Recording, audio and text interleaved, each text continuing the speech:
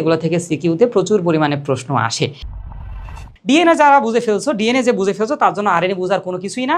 যেমন ডিএনএ ক্ষেত্রে আমরা দেখছি যে একটা সূত্রক তৈরি হচ্ছে, তার এগেনস্টে বিপরীতমুখী আরেকটা সূত্রক তৈরি হচ্ছে, দুইটা মিলে ডিএনএ। কিন্তু আরএনএর ক্ষেত্রে একটাই সূত্রক তৈরি হবে, আর কোনো ঝামেলাই নাই। পার্থক্য কোথায়? শুধু 5 কার্বন বিশিষ্ট শর্করাটা ডিএনএ থাকে ডিঅক্সিরাইবোস, আরএনএ থাকে রাইবোস। নাইট্রোজেন গঠিত ক্ষারক ডিএনএতে থাকে অ্যাডিনিন, গুয়ানিন, সাইটোসিন, থাইমিন। আরএনএতে সবগুলোই থাকে, শুধুমাত্র থাইমিনের এগেনস্টে ইউরাসিল থাকে। আর কোনো পার্থক্য নাই, শুধু এখানে চেইন তৈরি হবে কয়টা? মাত্র একটা চেইন তৈরি হবে। তাহলে সহজভাবে বলতে গেলে ধরে নাও যে এটা একটা 5 কার্বন বিশিষ্ট শর্করা। তাহলে এই 5 কার্বন বিশিষ্ট শর্করার কি আছে? 1 2 3 4 আর 5 নম্বর কার্বনটা বাইরে, CH2OH। তাহলে এই যে এটা, এর সাথে সে নাইট্রোজেন গঠিত ক্ষারক নেবে একটা অ্যাডিনিন, এর এগেনস্টে উল্টা পাশে তাহলে যদি আরএনএ হয় তাহলে থাইমিন না নিবে না, মানে সে কখনো থাইমিন অ্যাকসেপ্ট করবে না। কাকে নেবে? ইউরাসিলকে নিবে। কিন্তু পাশাপাশি কোনো নাইট্রোজেন গঠিত ক্ষারক ডিএনএ এর মতো সংযুক্ত হবে না, কারণ এখানে চেইন তৈরি হবে কয়টা? একটা। তাহলে ধরো এটা একটা নিউক্লিওটাইড, এটা একটা নিউক্লিওটাইড, এটা একটা নিউক্লিওটাইড, এটা একটা নিউক্লিওটাইড। তাহলে এরা উপর নিচে ফসফেট বন্ধন দিয়ে যুক্ত, আগের মতোই ফসফেট বন্ধন দিয়ে যুক্ত। এই পাশে থাকবে মনে করো অ্যাডিনিন, এই পাশে থাকবে মনে করো গুয়ানিন, আর এই পাশে থাইমিন থাকবে না, থাইমিনের বদলে কি থাকবে? ইউরাসিল থাকবে। কিন্তু এই যে একটা সূত্রক তৈরি হইলো, তাহলে সেটা 5 প্রাইম থেকে 3 প্রাইম তৈরি হইলো মনে করো, এই একটা সূত্রককেই তখন আমরা বলি আরএনএ, কারণ এখানে কোনো কমপ্লিমেন্টারি আরেকটা সূত্রক তৈরি হবে না। আরএনএ সবসময় হয় এক সূত্রক। সো এটার গঠন নিয়ে তোমাদের জটিল তেমন কোনো কিছু নাই। তাহলে ছবিটা দেখো, এই যে একটা নিউক্লিওটাইড, তার নিচে একটা নিউক্লিওটাইড, তার নিচে একটা নিউক্লিওটাইড, এক সূত্রক একটা চেইন তৈরি হয়েছে, এইটাই আরএনএ। তাহলে অবস্থান কোথায়? সকল জীবকোষে আরএনএ থাকে। একটি কোষে বিরাজমান আরএনএর শতকরা 90 ভাগ থাকে সাইটোপ্লাজমে, 10 ভাগ থাকে নিউক্লিয়াসে। নিউক্লিয়াসের মূলত নিউক্লিওলাস অংশে থাকে। রাসায়নিক গঠন কি? পেন্টোজ সুগার হিসেবে এখানে থাকে রাইবোস, যেটা ডিএনএতে ছিল ডিঅক্সিরাইবোস। নাইট্রোজেন গঠিত ক্ষারক হিসেবে থাকে অ্যাডেনিন, গুয়ানিন, সাইটোসিন। থাইমিনের বদলে থাকে শুধু ইউরাসিল। ফসফেটটা কি? ফসফেট গ্রুপ আকারে থাকে। এবার আরএনএটা 5 ধরনের হয়, নামগুলো একটু জেনে রাখো। একটা আরএনএকে বলা হয় ট্রান্সফার আরএনএ। নাম শুনে বুঝতেছো এই আরএনএটা কোনো কিছু ট্রান্সফার করে নিয়ে আসে। মনে রাখবা, ট্রান্সফার আরএনএ ট্রান্সফার করে মূলত অ্যামিনো অ্যাসিড। আমরা ট্রান্সলেশন প্রক্রিয়ায় দেখবো যে এই ট্রান্সফার আরএনএটা কি ট্রান্সফার করে নিয়ে আসে? একটা অ্যামিনো অ্যাসিড ট্রান্সফার করে নিয়ে আসে। রাইবোজোমাল আরএনএ বা আরআরএনএ, মেসেঞ্জার আরএনএ বা বার্তাবহ আরএনএ। নাম শুনে বুঝতেছো এ কোনো একটা মেসেজ বহন করে নিয়ে আসবে। কি মেসেজ নিয়ে আসে, কেন নিয়ে আসে, এটা তুমি যদি একদম ক্লিয়ার কনসেপ্ট এবং খুব মজা করে বুঝতে চাও, তাহলে অবশ্যই এরপরের যে ক্লাস 4 নম্বর ক্লাসটা তোমাকে করতেই হবে, করতেই হবে, করতেই হবে। খুবই ইন্টারেস্টিং। এরপর দেখো, একটা হলো বংশগতীয় আরএনএ বা জিআরএনএ, জেনেটিক আরএনএ বলা হয়। এটা হলো মাইনর আরএনএ বা এমআরএনএ। এই 5 ধরনের নাম একটু পড়বা, হ্যাঁ? ওকে, তাহলে ট্রান্সফার আরএনএটা কি? দেখো, ট্রান্সফার আরএনএটা দেখে তোমার যদিও মনে হচ্ছে দ্বিসূত্রক, কিন্তু এটা আসলে কি জানো? এটা কিন্তু একসূত্রকই।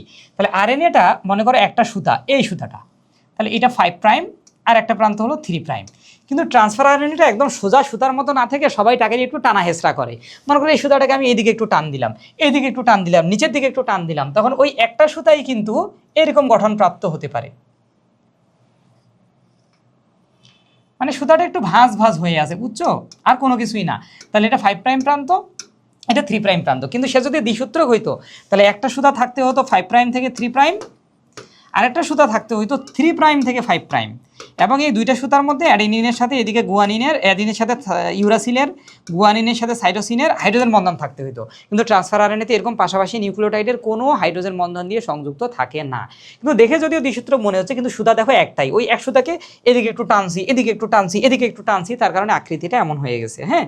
তাহলে এইটা দেখো একটা ট্রান্সফার আরএনএ। তাহলে এই যে 5 প্রাইম প্রান্ত, এই যে 3 প্রাইম প্রান্ত, তাহলে তাকে একটু টানা হেঁচড়া করে তার আকৃতি আমরা চেঞ্জ করছি। তাহলে ট্রান্সফার আরএনএটা কি করে? কি ট্রান্সফার করে? মূলত অ্যামিনো অ্যাসিড ট্রান্সফার করে, প্রোটিন সংশ্লেষণে সাহায্য করে। এটা যদি বুঝতে চাও তাহলে 4 নম্বর ক্লাসটা আমাদের ডিটেলসে করতে হবে। বিজ্ঞানী আরএইচ হোলিয়ের ক্লোভার লিভ মডেল অনুযায়ী ট্রান্সফার আরএনএতে 5টি বাহু ও 4টি ফাঁস থাকে।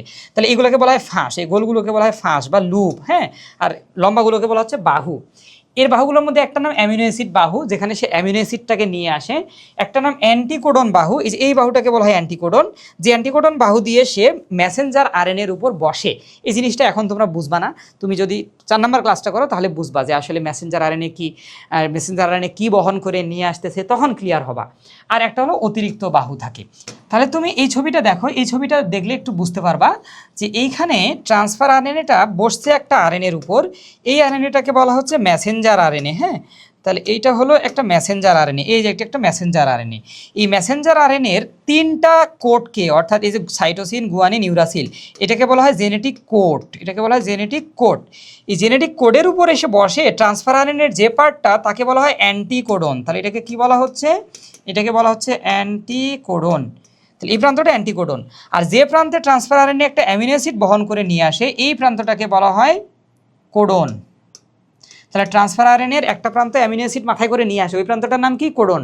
ট্রান্সফার আরএনএ আরেক প্রান্ত দিয়ে মেসেঞ্জার আরএনএর উপর বসে, ওই ট্রান্সফার আরএনএর ওই পার্টটাকে বলা হয় অ্যান্টিকোডন। এবং কার উপর বসেছে? মেসেঞ্জার আরএনএর উপর।